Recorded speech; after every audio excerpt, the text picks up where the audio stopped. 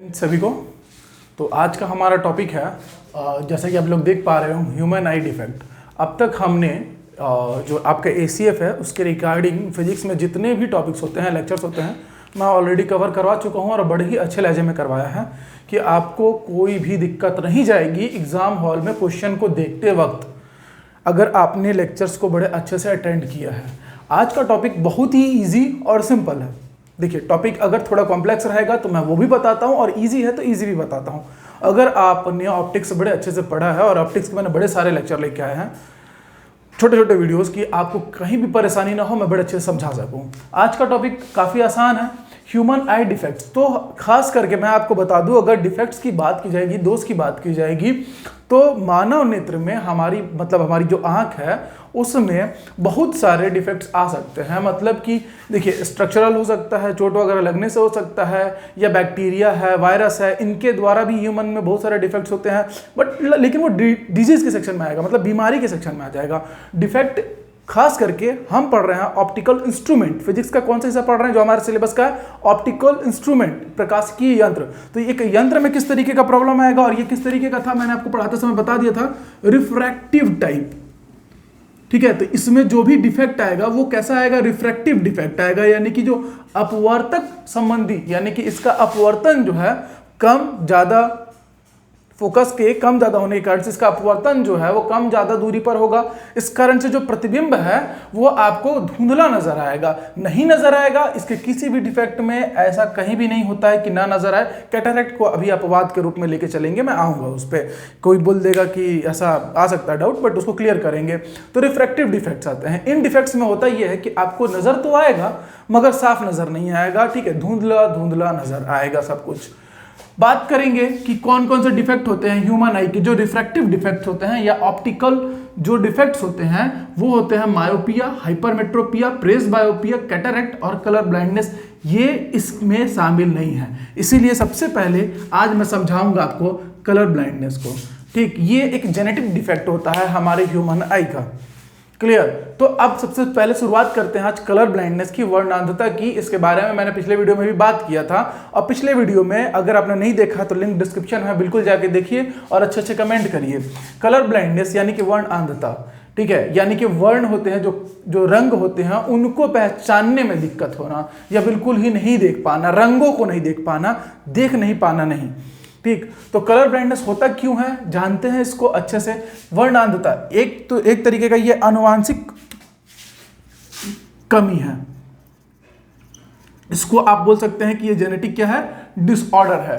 ये जेनेटिकली, मतलब अगर आपके फादर को हो, ग्रैंडफादर्स को हो, इस तरीके से ये आपके DNA वगैरह में आ जाए और इस करके ये आपको जेनेटिक डिसऑर्डर होता है कलर ब्लाइंडनेस का। ठीक है, क्या इसका इलाज है? तो भाई इसका कोई इलाज नहीं है, इसका इलाज संभव नहीं है। क्यों संभव नहीं है? अब ये दिमाग में आएगा, कल को साइंस इतना डेवलप होगा तो मे भी हो पाए। Can't distinguish between different colours, मतलब कि विभिन्न विभिन्न रंगों में, इसमें होता क्या है कि भाई आप विभिन्न रंगों में भेद नहीं कर पाएंगे। मतलब आपके लिए सब बराबर हो जाएगा, लाल, हरा, पीला, नीला सब बराबर एक जैसा दिखाई देगा। तो आप भिन्न रंगों में क्या कर पाएंगे? भेद नहीं कर पाएंगे। साथ ही साथ क्या ये क्यों होता है? तो क्यों होगा भाई? तो due to deficiency of cone shaped cell having respective colour pigments. कहने का तात्पर्य है कि जो आप देख पाते हैं रंगों को, मैंने आपको रॉड सेल और कोन सेल, रेटिना में जो पाए जाते हैं रॉड सेल्स और कोन सेल्स, मैंने इसके बारे में बताया था कि इनका जो है 100 मिलियन काउंटिंग होगा, इसका 10 मिलियन काउंटिंग हो गया, बड़ा कम पाया जाता है। ये एकदम लाइट के लिए हाईली सेंसिटिव होता है। ठीक है, यानी कि हाईली सेंसिटिव ये लाइट के लिए होगा, और ये क्या करता है? ये आपको कलर विजन करने में हेल्प करता है। क्लियर? चलिए एक सेकंड के लिए मैं माफी चाहूंगा, कुछ गाड़ियां आ गई थी तो नॉइज ज्यादा हो रहा था। देखिए 100 मिलियन और इसका काउंटिंग कितना होगा? 10 मिलियन। ठीक, ये मैंने काउंटिंग्स के आधार पर बताया था कि रेटिना में पाए जाने वाले रॉड सेल और कोन सेल होते हैं, शलाका और शंकु जिसको कहते हैं। ठीक, ये एक्चुअल में फोटो रिसेप्टर्स होते हैं, प्रकाशग्राही जो होंगे। ये देखने का काम जो है, कलर्स को देखने का काम वो कौन करता है? कोन सेल करता है। कौन करता है? कोन सेल करता है। और रॉड सेल का काम क्या है, तो रॉड सेल भाई जहाँ पे लाइट के लिए हाईली सेंसिटिव है, मतलब जहाँ लाइट कम है, सेंसिटिव होने, हाईली सेंसिटिव होने का मीनिंग ये है कि जहाँ लाइट यानी प्रकाश कम है उस जगह पर कोई चीज अंधेरे में जैसे आप देख पाते हैं ना, तो वो वहां पे देखने का काम रॉड सेल्स का होता है। ये लाइट थोड़ा भी रहेगा तो उसके लिए एकदम हाईली सेंसिटिव है, तो ये उसको जाके कैच करेगा, रिसेप्ट करेगा, क्लियर। तो वहां पे रॉड सेल हेल्प करता है। बट हमारा जो है कलर ब्लाइंडनेस, उसके लिए जिम्मेदार है कोन सेल, क्लियर। अगर इनके काउंटिंग्स में कमी आए या पर्टिकुलर रेड ग्रीन से रिलेटेड अगर कोन सेल वहां मौजूद नहीं है, ठीक, तो आप उस कलर को डिस्टिंग्विश नहीं कर पाओगे। तो इस तरीके से ये आपका था कलर ब्लाइंडनेस जो आप देख पा रहे हैं। ये था आपका एक डिफेक्ट ही मान लीजिए इसको, लेकिन ये जेनेटिक है। अब इसके बाद आज का जो टॉपिक है हम उसको शुरू करने जा रहे हैं, ठीक है। चलिए ध्यान दीजिए, तो हमारा अगला डिफेक्ट है और उसको हम लोग नाम देते हैं मायोपिया, ठीक है। और मायोपिया का नाम होता है, हम लोग हिंदी में बोलते हैं निकट दृष्टि दोष। नाम पढ़ के लगता है कि निकट की दृष्टि में दोष आना, मतलब कि जो पास है वस्तु उसका दिखाई नहीं देना, लेकिन इसके ठीक विपरीत, नाम के ठीक विपरीत इसका काम होता है। आपको दूर कहीं रखी वस्तु साफ नहीं दिखाई देगी। ध्यान दीजिएगा, मैं बार बार इस बात पर जोर डालता हूं क्योंकि एग्जाम्स में ऑब्जेक्टिव भी ऐसे घुमा के आते हैं इस टॉपिक से कि क्या दूर रखी वस्तु नहीं दिखाई देती, तुरंत टिक मार के हम लोग आगे बढ़े। नहीं, बिल्कुल दिखाई देगी, बिल्कुल दिखाई देगी, लेकिन अस्पष्ट, ठीक है, यानी कि क्लियर नहीं दिखाई देगी, ब्लरी इमेज बनेगा, यानी कि धुंधली दिखाई देगी। मायोपिया यानी कि निकट दृष्टि दोष, ठीक।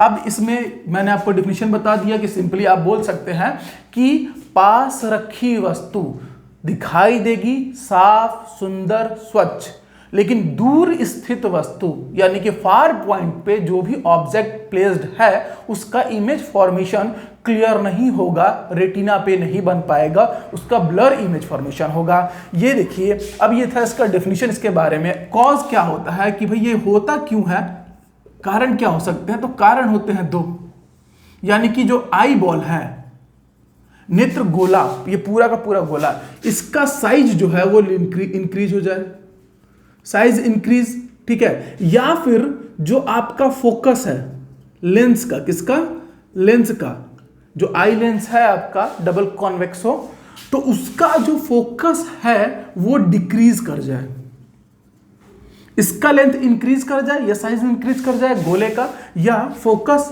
जो है लेंस का वो डिक्रीज कर जाए, यानी कि जो फोकस दूरी है जो आपके मानव नेत्र के वो क्या हो जाए, कम हो जाए।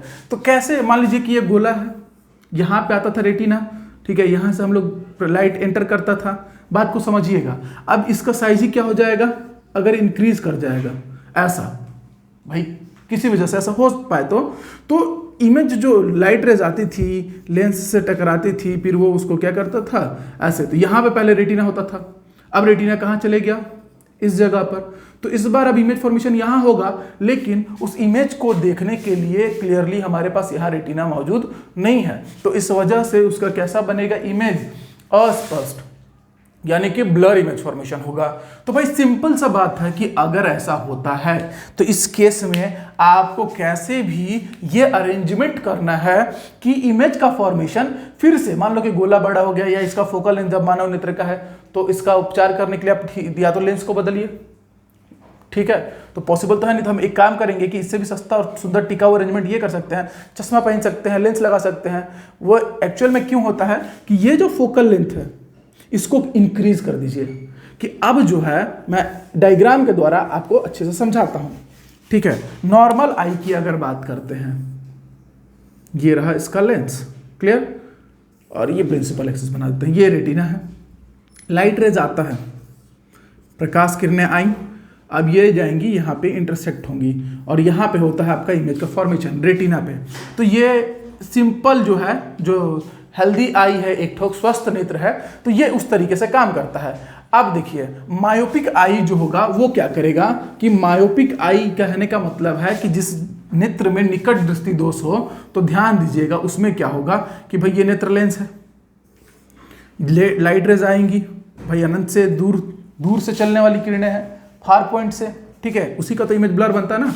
तो तो ये होंगी क्या कि ये यहाँ पे इंटरसेक्ट कर जाएंगी, जाना चाहिए था उनको इस पॉइंट पर, लेकिन वो यहीं इंटरसेक्ट कर जाएंगी। तो अब जो है इमेज का फॉर्मेशन कैसा होगा, ब्लर, यानी कि प्रतिबिंब कैसा बनेगा, धुंधला बनेगा, लेकिन धुंधला बनेगा, आप स्पष्ट नहीं देख पाएंगे उस चीज को। आपको बात समझ में आ रही है? तो ये मायोपिया कोई एक अंधेपन का निशानी नहीं है, ये एक तरीके का बस डिफेक्ट है। तो अब इसको कैसे करेंगे दूर हम लोग? तो हम लोग दूर करने के लिए क्या करेंगे कि इसी में ये जो लाइट रेज आ रही है मैं अभी मिटा रहा हूं, अब ध्यान से देखते रहिए। अगर हम यहां पे, दिमाग लगाइए, हमको इसको उठा के फेंकना है दूर कहीं, ठीक है? तो अगर हम यहाँ पे एक अरेंजमेंट लगा दें कि लाए और एक कॉन्केव लेंस का यूज करें, यानी कि अवतल लेंस का प्रयोग करें, तो जब लाइट रेज आएंगी, आई लाइट रेज अनंत से आने वाली किरणें, तो ये क्या करता है, उसको बाहर की ओर एक्सपेंड करता है। तो भाई ये बाहर की ओर बिल्कुल करेगा, ठीक है? दूसरा डायग्राम बनाना पड़ेगा, अच्छे से समझा देते हैं आपको बना के कि कैसे एक अवतल लेंस काम करता है निकट दृष्टि दोष के लिए। ये बहुत जरूरी है, ये सुनते सुनते मतलब जरूरत नहीं है, मैं ऐसे भी बता के निकल सकता था कि भाई अवतल लेंस जो है वो काम करता है और बात खत्म। बट अब जान लीजिए कि आपको याद करने की जरूरत ना रहे। अब मेहनत कर ही रहे हैं तो बस 5 मिनट एक्स्ट्रा लगेगा, साथ देते रहिए, बिल्कुल क्लियर। क्या है, ये सबका डायग्राम बनाने में ना थोड़ा सा अलग अप्रोच लाना पड़ता है, इसीलिए उल्टा शुरुआत करना पड़ता है। अब इस बार जो आँख है वो थोड़ा बड़ा है, कोई बात नहीं, आप लोग समझ जाइएगा। घूम फिर के यहाँ से जो आ रहा है ये हमारा ह्यूमन आई का नेत्र गोलक है, यानी आई बॉल है। अब देखिए अब क्या होगा, लाइट रेज पैरेलल आ रही थी, कॉन्केव लेंस ने उसको ऐसे फैला दिया। इस कारण से इस बार अब क्या होगा कि इस लेंस को ज्यादा वर्क नहीं करना, नहीं तो ये आता और अपने फोकस पे। अब इससे इसकी फोकस दूरी इंक्रीज नहीं हुई है, इससे इसकी कोई फोकस दूरी इंक्रीज नहीं हुई है, लेकिन इसने लाइट को ऐसे दूर कर दिया कि अब लाइट रेज चाह के भी यहां पे नहीं आके इंटरसेक्ट होंगे, वो अब जाके इंटरसेक्ट होंगे वापस से रेटिना पर। तो कहीं ना कहीं हमने अरेंजमेंट लगा के, लेंस लगा के, इस लेंस के साथ एक ठोक कॉन्केव लेंस लगा के, अवतल लेंस लगा के इसके फोकल लेंथ को इंक्रीज कर दिया। और हमें अब स्पष्ट अगर यहां बना, मतलब कि भाई यहाँ पे कौन होता है, कमेंट में जरूर बताइएगा कि अगर हम डायरेक्ट किसी ऑब्जेक्ट को देखते हैं तो ये कौन सा पॉइंट होता है रेटिना का, ठीक है? तो ये आप लोग कमेंट में जरूर बताइएगा। तो यहां पे अब आपको स्पष्ट इमेज मिलेगा। तो ये था आपका टोटल मायोपिया यानी निकट दृष्टि दोष के बारे में। चलिए अब देखते हैं हम लोग दूर दृष्टि दोष, यानी कि इसे नाम दिया जाता है हाइपर मेट्रोपिया। दूसरा नंबर आप देख पा रहे होंगे, या लॉन्ग साइटनेस भी कहते हैं, इसके पहले वाले को शॉर्ट साइटनेस भी कहते थे, यानी कि निकट दृष्टि दोष। इसको नाम दिया जाता है दूर दृष्टि दोष। नाम के ठीक विपरीत काम, नाम के ठीक विपरीत इसका काम रहेगा। इसमें होगा क्या कि जो पास रखी वस्तु है, पास रखी वस्तु यानी कि नियर पॉइंट पर, फार पॉइंट, नियर पॉइंट, ये सब भी मैं एक्सप्लेन कर चुका हूं, आपने वीडियोस नहीं देखे हैं तो बिल्कुल देखिए। नियर पॉइंट पर रखी वस्तु मतलब पास रखी वस्तु आपको दिखाई देगी, लेकिन धुंधली, अस्पष्ट, ब्लर इमेज फॉर्मेशन होगा। बात पे बड़ा फोकस कीजिएगा, ध्यान दीजिएगा। तो हाइपरमेट्रोपिया यानी दूर दृष्टि दोष में पास रखी वस्तु धुंधली या स्पष्ट दिखाई देती है, क्लियर। दूर रखी वस्तु क्लियर दिखाई देगी, फार पॉइंट पे है तो एकदम क्लियर दिखाई देगी। इसमें ये होता क्यों है, तो जस्ट इसके पहले वाले के विपरीत उसमें क्या होता था, नेत्र गोले का साइज बढ़ जाता था। नेत्र गोले का साइज, आई बॉल का साइज क्या होता था, इसके कॉज की अगर बात करें तो पहला है कि भाई आई बॉल का जो साइज है वो डिक्रीज होगा, या फिर जो आई लेंस लगा हुआ है नेत्र लेंस, उसका जो फोकस है यानी कि फोकल लेंथ है वो क्या हो जाएगा, इंक्रीज। या तो आई बॉल का साइज डिक्रीज हो जाए तो रेटिना के पार जाके बनेगा इमेज, या फिर आई लेंस का जो फोकल लेंथ है वो बढ़ जाए तो वो उसको वहां फोकस करेगा रेटिना के उस पार। तो ये दिक्कत आती है हाइपरमेट्रोपिया में। चलिए मैं डायग्राम से इसको समझाता हूं कि आपको हमेशा के लिए याद हो जाए। ठीक, करना क्या है, कि आप नॉर्मल आई का आपने देख ही चुका है, तो एक हाइपोमेट्रिक जो आई होगा वो कैसा होगा। अच्छा, नोट्स जो है एकदम बढ़िया नोट्स, एकदम आपको टेलीग्राम चैनल पर जाइए, पीडीएफ वहाँ पे अपलोडेड है, human I and human I defects के नाम से। क्लियर। यहाँ पे जब इमेज का फॉर्मेशन होता है तो यहाँ नियर पॉइंट से बन रहा है, तो नियर पॉइंट से बनने के कारण क्या होगा कि ये है आपका आई लेंस, अगर तो नियर पॉइंट से चलने वाली जो रेज है पहले यहां बनती थी, अब इस केस में क्या होती है ना कि वो पार कर जाती है रेटिना को, और रेटिना के पार कहीं बनती है। क्यों? क्योंकि भाई इस लेंस का फोकल लेंथ इंक्रीज हो गया है या आई बॉल का साइज डिक्रीज हो गया है। दोनों ही केसेस में ये पार करके बनेगी। भाई बनना था रेटिना पर, लेकिन बन कहाँ रही है? यहाँ कहीं। तो ये क्या है? गलत बात है। ये क्या है? गलत बात है। गलत बात है मतलब इसको हम पढ़ रहे हैं तो क्लियर। तो अब हमको करना क्या रहेगा? देखिए, इसके पहले वाले में इसका फोकल लेंथ डिक्रीज हो गया था, तो हमने यहां पे एक कॉन्केव लेंस यूज किया, उसने इसको क्या किया? डाइवर्ज किया। क्या किया? डाइवर्ज किया। तो उस करंट से उसके बाद इसका फोकल लेंथ एकदम एग्जैक्टली रेटिना पे मिला।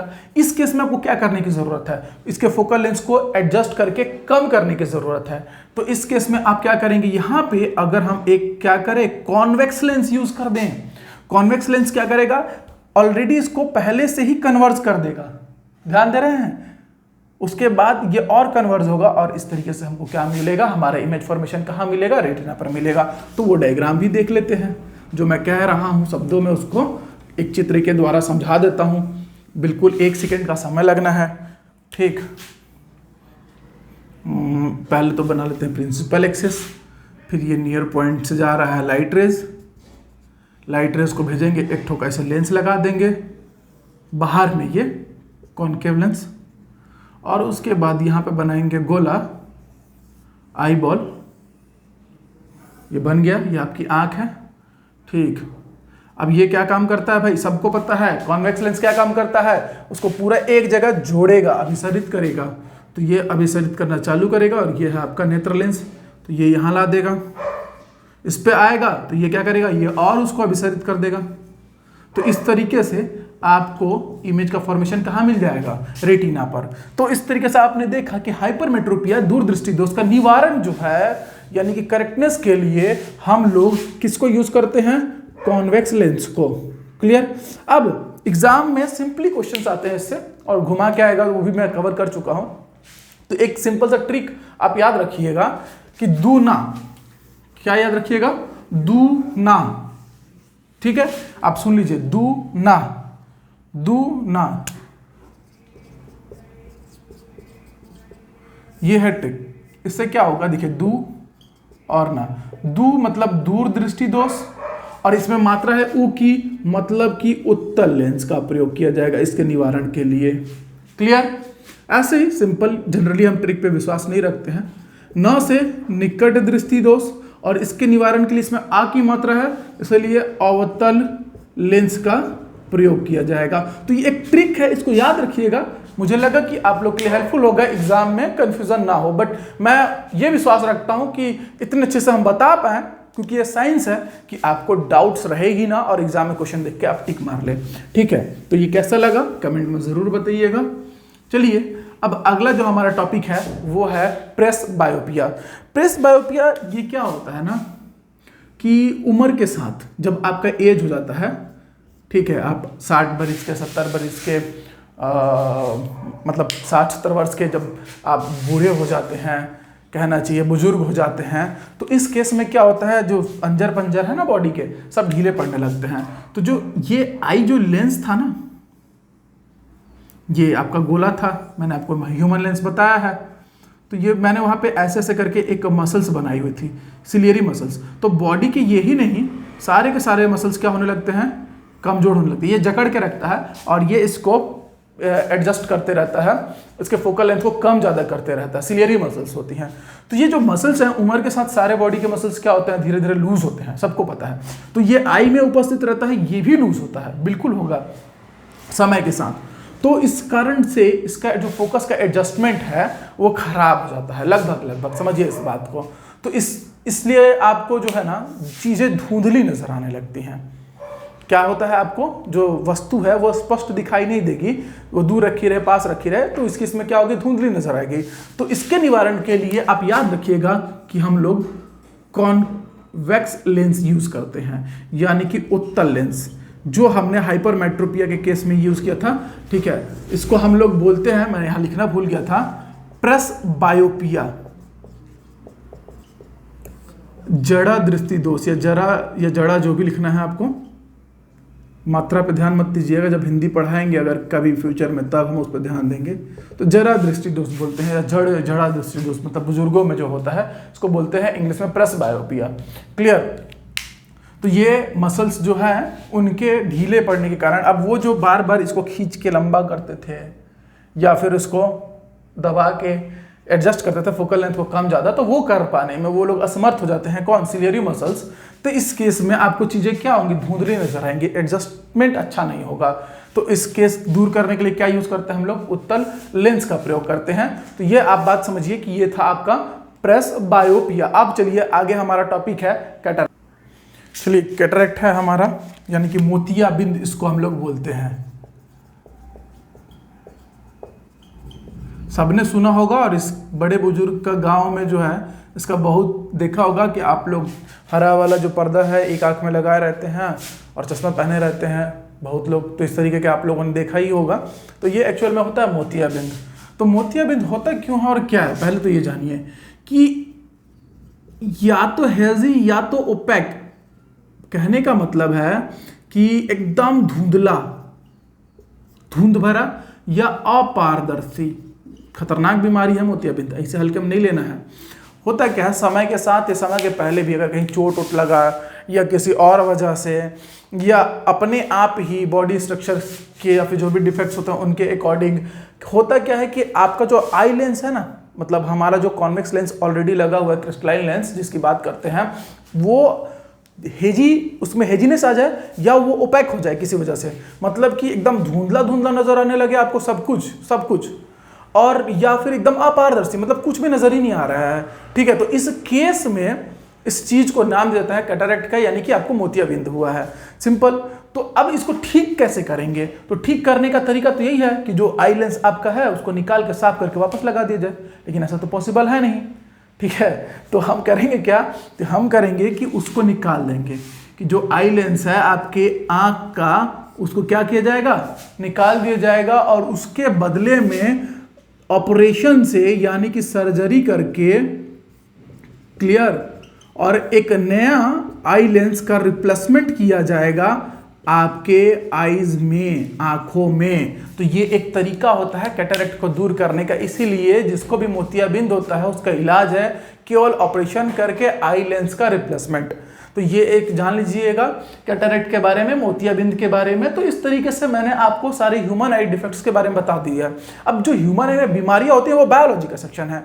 और एक जरूरी बात थी जो मैं आज लास्ट में कर रहा हूँ पढ़ाने के बाद, आप लोगों को लगे तो देखिए, नहीं तो नहीं देखिए, कि अभी थोड़ा सा वीडियो जो है, वीडियो क्वालिटी थोड़ा सा पुअर हो गया होगा। एक्चुअली जो मोबाइल था मेरा, हम लोग मोबाइल से शूटिंग करते थे, तो वो टूट गया है। और हालात समझिए, एक टीचर होने के नाते, जो लोग टीचर होंगे या जुड़े होंगे वो अच्छे से जान रहे होंगे, हमारा कोई पर्सनल कोचिंग क्लासेस बड़ा सा है नहीं, छोटा सा कोचिंग क्लासेस था, शुरुआत कर दिए। तो मोबाइल जो है वो गया है टूट, तो एक सिंपल सा मोबाइल लिए हैं और उसी में पूरा कंटिन्यू कर रहे हैं चीज़ों को। और थोड़े से कहने में हिचकिचाहट होती है। हमने सोचा था कि आएंगे और यूट्यूब फैमिली को बोलेंगे एटलीस्ट थोड़ा थोड़ा सब लोग डोनेट करिएगा तो हम एक नया मोबाइल ले लेंगे, लेकिन हमने फिर इसको रिमूव कर दिया। बोल इसलिए रहे हैं कि बोलना चाह रहे हैं, अंदर रखना एक गलत बात होती है कोई भी बात को, और आप लोग परिवार की तरह हैं। बस आप लोग इतना सपोर्ट कर सकते हैं कि वीडियोस को ज़्यादा से ज़्यादा शेयर करिए, एटलीस्ट कुछ नहीं तो कमेंट करिए, क्योंकि बहुत स्ट्रगल करके हम लोग ना वीडियोस लेके आते हैं। रियली अच्छा खासा स्ट्रगल करना पड़ रहा है अभी, मतलब जीवन के इस दौर में। और क्या होता है कि आप जब भी कुछ अपना इस तरीके का कोई भी बात रखते हैं तो लोग आजकल प्रोकास्टर हो गए हैं, मतलब कि चीज़ों को पहले से प्रीजज करके बैठे हुए हैं। मतलब इतना सब कुछ है कि मतलब अगर आप अपनी बात को या अपने किसी भी थोड़ी सी परेशानी है उसको अगर शेयर करते हैं तो लोग उसको पहले मजाक के तौर पे लेते हैं या झूठ के तौर पे लेते हैं। जब तक सच समझते हैं तब तक अच्छा खासा देर हो चुका होता है, तो इसीलिए अच्छा नहीं लगता है। बट ये दिक्कत आ रही है। मैं ये इसलिए पर्सनली आपको बोलना चाहता था कि थोड़ा सा क्वालिटी जो है वो थोड़ा सा डिक्रीज हुआ होगा, तो ये इस वजह से है। अब जिस दिन भी कुछ हो पाएगा जुगाड़ तो मैं फिर से इस चीज़ को ठीक करूँगा और आऊँगा। मैंने सोचा था कि मैं बोलूँगा आप लोगों को डोनेशन के लिए, देखूँगा अगर चीज़ें सही नहीं हुई तो मैं ज़रूर बोलूँगा और मैं उम्मीद करता हूँ आप लोग मेरा हेल्प करेंगे। बट अभी नहीं, जब चीज़ें एकदम लगेगा कि ये बहुत पार कर रही हैं, बगैर सहयोग के ये संभव नहीं है, तो मैं ये बिल्कुल आप लोगों से बोलूँगा, शेयर करूँगा। क्योंकि अगर आप मुझे अपना समझते तो मैं भी समझता हूँ, तो उसमें कोई बात नहीं है कि मैं आप लोगों से उस चीज़ के लिए कहूँ और वो चीज़ें सुधारी जाएँ मिल के। और इसके बाद जो है मैं आज ये भी बोलने वाला था कि बायोलॉजी के जो जितना भी आएगा लेक्चर बेस्ट आएगा। बायोलॉजी है, ईवीएस है और एप्टी और रीजनिंग। तो फिलहाल 4 सेक्शन पे काम करेंगे हम लोग, कंटिन्यू करेंगे। तो कंटिन्यूसली आप लोग का सपोर्ट और प्यार चाहिए होगा, तो ये बोलना ज़रूरी था। और बाकी जो वो मोबाइल का और जो इक्विपमेंट्स वगैरह का इशू है, तो वो मैं सोचूंगा कि हम और आप दोनों मिलके इसको सॉल्व करें। और ज़रूरत जिस दिन होगी मैं बिल्कुल आऊँगा, बोलूँगा आप लोगों को। और मैं उम्मीद करता हूँ कि आप सब लोग मेरा हेल्प करेंगे, ठीक है। सेल्फलेसली मैंने इतने दिन तक मेहनत किया है, तो इसलिए उसका कोई मुआवजा नहीं है, ज़रूरत है। आप इस चीज़ को देख पा रहे होंगे तो ठीक है। जब लगेगा कि अब थोड़ा सा ज़्यादा दिक्कत आ रहा है तो मैं आप लोगों से ज़रूर शेयर करूँगा। तब तक के लिए एकदम बढ़िया से पढ़ते रहिए। फिजिक्स हो गया है कंप्लीट। जो भी डाउट्स, जिस भी टॉपिक से डाउट आएगा आप बिल्कुल कमेंट में बताइएगा, या फिर आप इंस्टाग्राम है तो उसमें आप मैसेज कर सकते हैं। मेरा इस नाम से आईडी है, ऐसे प्रेमजीत सिंह ऐसे कुछ अजीब टाइप का है। बहुत पहले बना लिए थे, अब सोचते हैं कुछ अच्छा सा नाम रखना था, premjitsingh.1। या वहाँ पे JB ट्यूटोरियल्स आप वहाँ पे जाके उसमें भी मैसेज कर सकते हैं। तो इनबॉक्स में मैसेज डाल सकते हैं या यहाँ कमेंट बॉक्स में डाल सकते हैं कि सर ये टॉपिक है पर्टिकुलर, आप इसको पढ़ा दीजिए। तो मैं उस पर, या सत्यजीत सर उस पर अच्छे वीडियोज़ लेके आएंगे। तो पढ़ते रहिए और बाकी चीज़ों को अभी साइड करिए। तब तक के लिए मिलते हैं नेक्स्ट वीडियो में। जय हिंद।